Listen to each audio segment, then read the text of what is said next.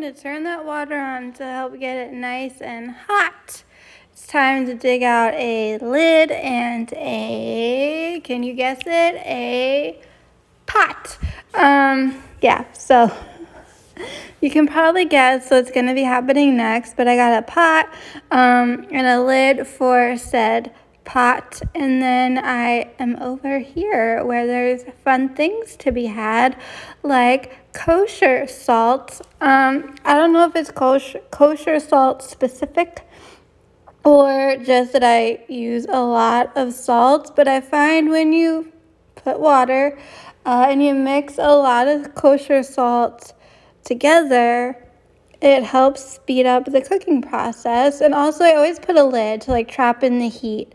So right now we're gonna just turn that double burner up all the way, or it's where the rest of the flames go, there they are.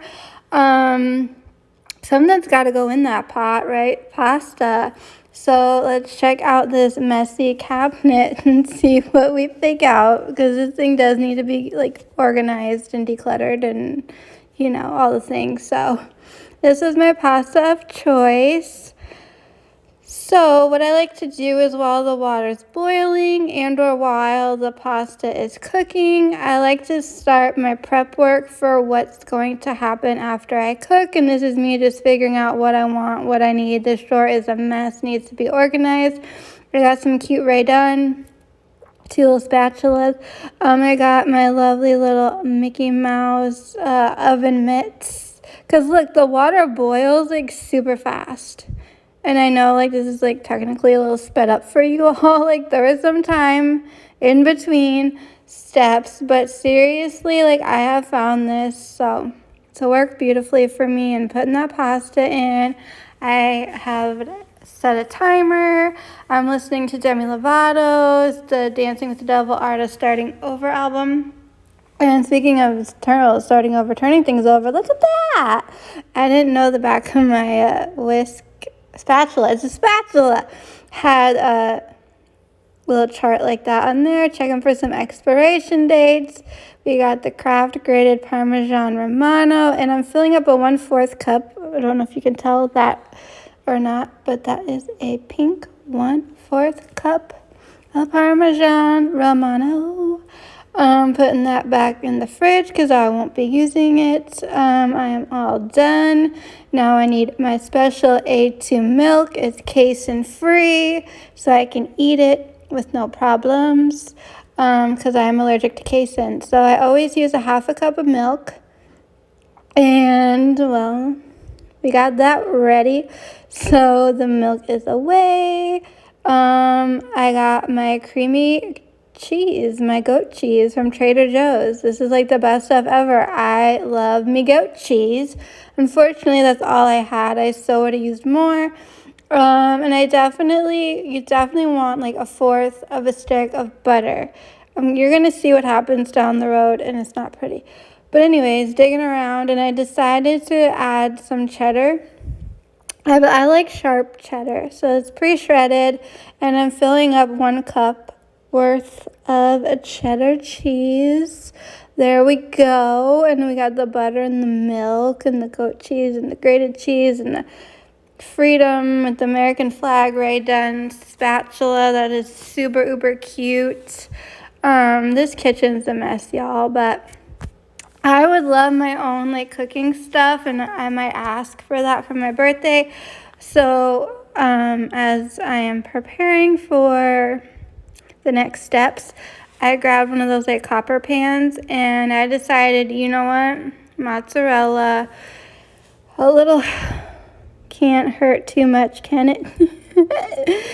So well, it's time to turn that burner off because my pasta is ready. So you will see in a second. We got our little Mickey Mouses on there, so stinking cute.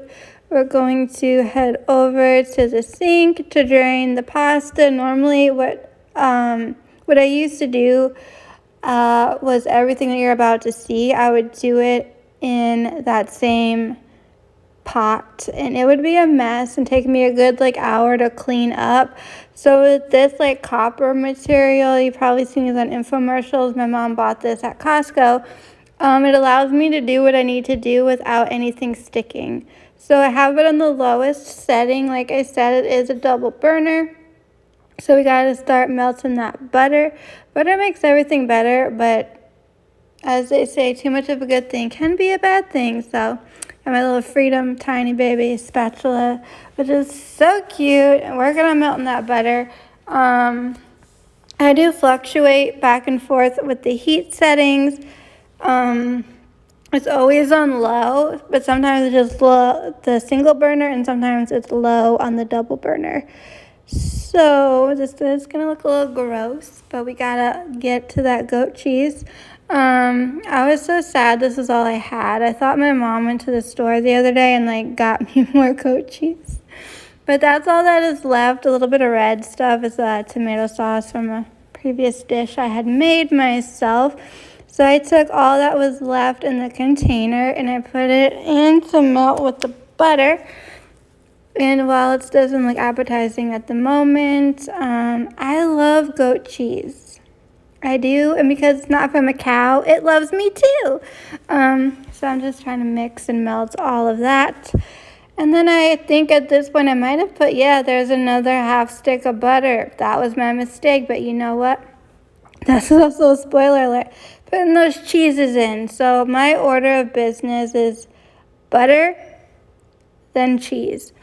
And you'll see what comes next. But right now I'm just mixing in that 1 cup of cheddar, trying to make like a cheesy sauce that like you could like pour over like pasta, you know. Woo! Pardon me. And then lastly, the last thing I do is like my final ingredient before pasta is always the milk. And I always use a half cup of milk. I never go over with the milk. I don't know why. Like there's certain things that I do adhere to every time. And then there's times where I do bend the rules and I try to be adventurous.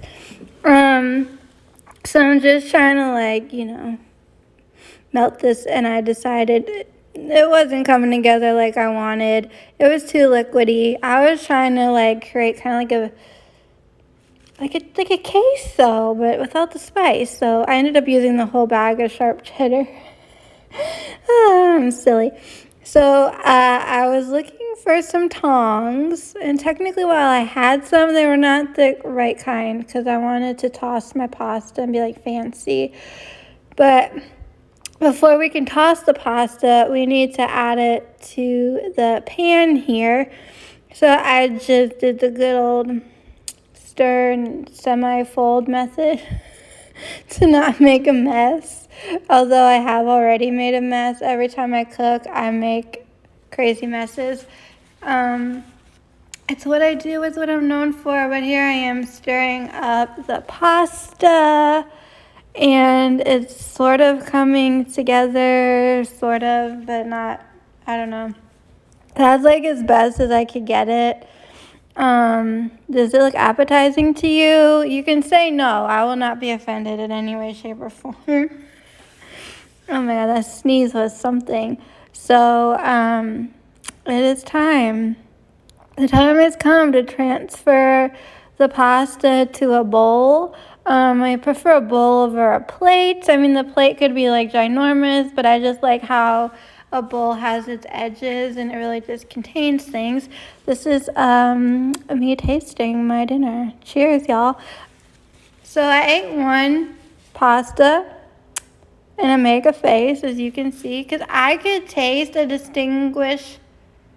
trying to distinguish a taste. There was like a certain taste that really like stuck out, but I couldn't really quite pinpoint what it was. So here I am eating my pasta. In prior videos that unfortunately did not get uploaded because things happen. I was actually like doing a proper kind of like mukbang where I was like eating and talking to y'all. So if I had to rate this 10 out of 10, I'd give it a 3. I have had made better pasta dishes before. If you want more cooking videos, give this video a thumbs up or comment down below. But as always, I'm like always starving, and I just shove the food down my throat. And sometimes it's good and it works, and sometimes I'm like, why am I still eating this? But anyways, thanks for watching, and until next time, keep it quirky.